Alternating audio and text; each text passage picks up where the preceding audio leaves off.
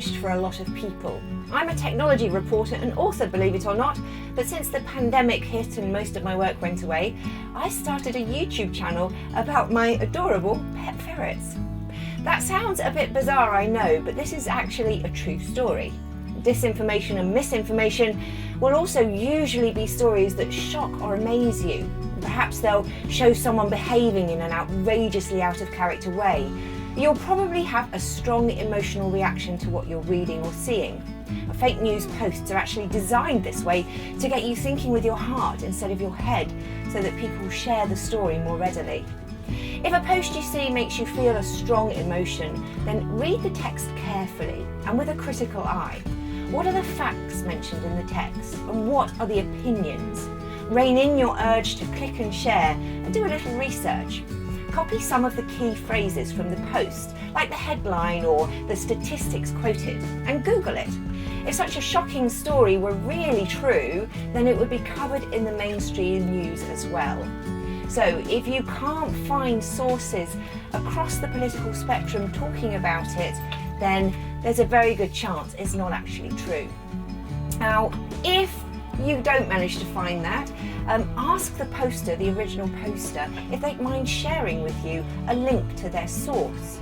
Be really, really polite, because most people share disinformation not because they're a bad person, but because they've been tricked themselves into thinking it's real. Now that's a hard thing to admit to on social media, so any discussion you have with them about this needs to be thoughtful and kind. You won't change anyone's mind with aggressive arguments and insults. You must stay reasonable and true to science and logic. And know when to step away from a conversation if the poster's mind is completely closed to the possibility of having been wrong. Pictures and videos can easily be edited to be misleading, so you should also check you're getting the full story and not an embellished one. Do a reverse image search on Google by right-clicking the image and choosing Search Google for Image. This will show you where else this image has appeared on the internet, and you can compare it with the one that you're querying to see if anything's been altered. You don't need to be a skilled editor to manipulate video either. For example, just showing a clip of somebody and slowing it down slightly could make them sound like they're completely drunk.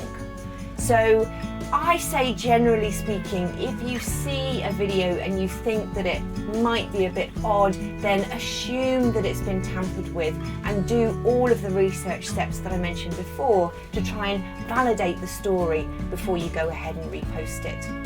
I hope these short tips will help you see through the veil of disinformation to the amazing knowledge that there exists on the internet. And your school is going to be setting some challenges from Safer Internet Day. So have fun and always think critical.